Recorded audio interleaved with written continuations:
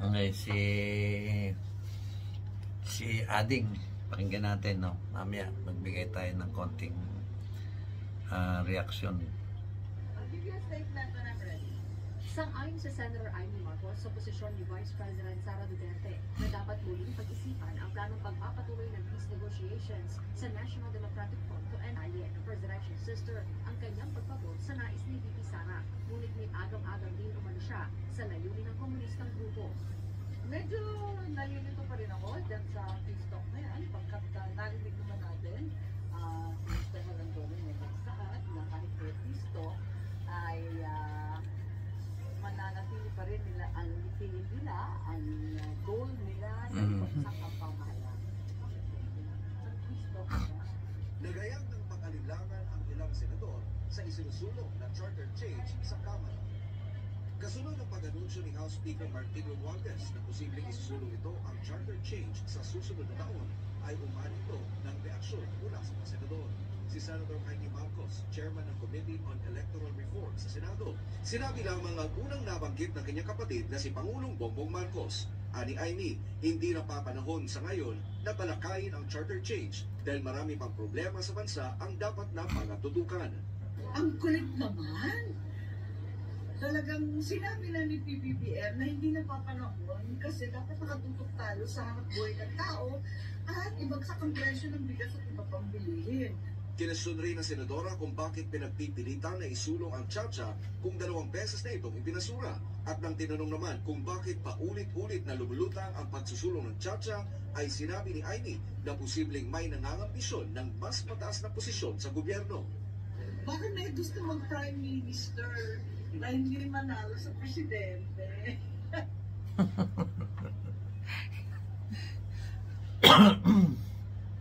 Natawa ako dito kaya excuse me.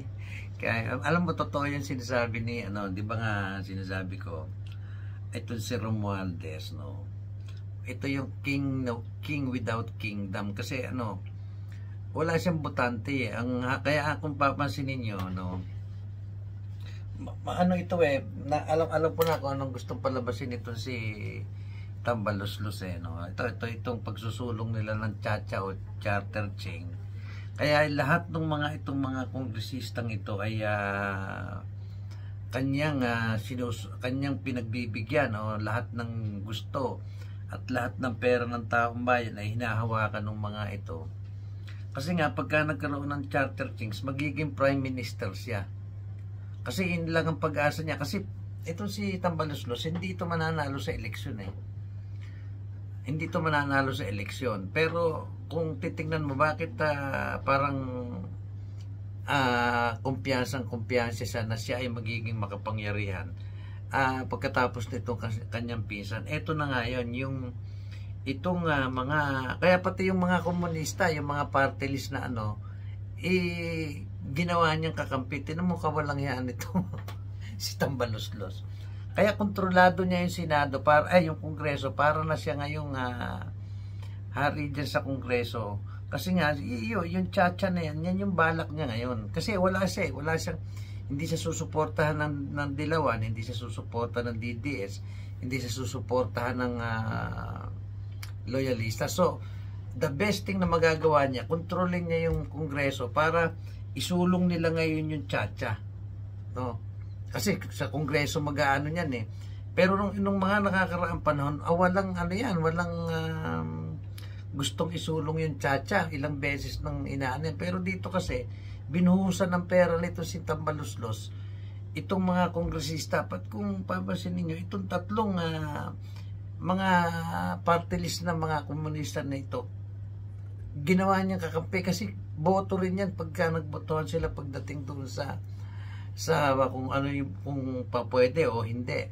At pagkatapos ng 2025 election, at still nandyan pa rin si Tambaluslos, isusulong nila yung Chacha na yan kasi wala siyang pag-asa Yung isa kasi nga sinasabi ko na pwede siyang maging vice president, medyo medyo malabo-labo yan no.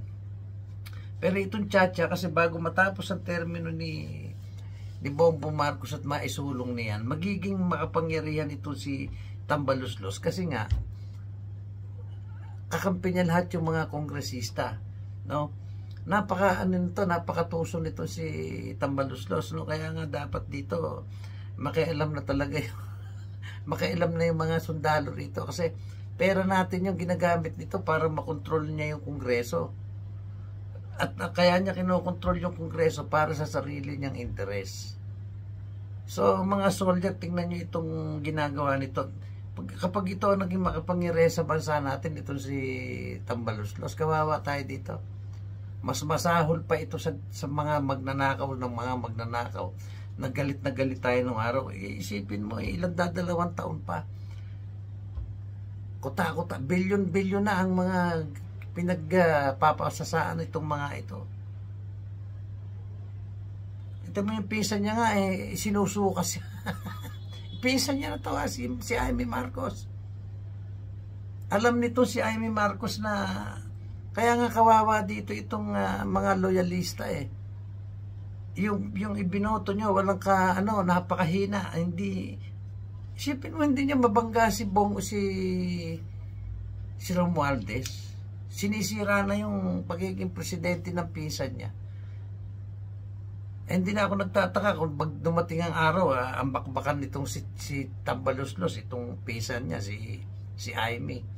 Wala Wala na makakapigil dito kay Tambaluslos, kundi yung mga sundalo, taong bayan. Kasi talamak na yung nakawan niya. Isip mo, ginagamit niya na yung pera. Nagdagdag ng 12.5 billion unplanned kumbaga naglagay sila ng pera doon na walang, nagpadagdag sila ng budget 12.5 billion plus yung mga travel allowance, bla bla bla. Isipin mo yung katakot-takot na pera, nahahawakan lahat ni Tambaluslos. Saan niya gagamitin yun? Gagamitin niya para panunuhol doon sa mga kongresista, para kahit anong sabihin niya doon sa mga kongresista, pikit mata nila sinusunod. Like for example, itong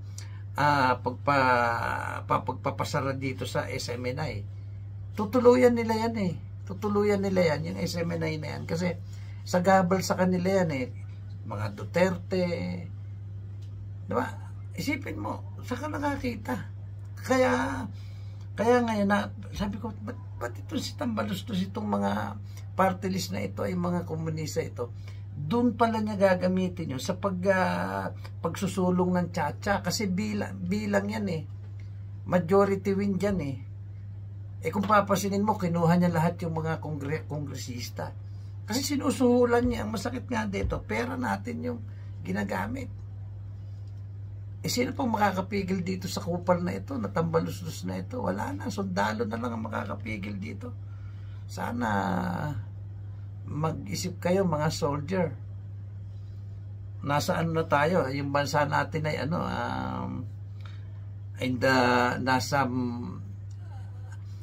nasa mapanganib na sitwasyon.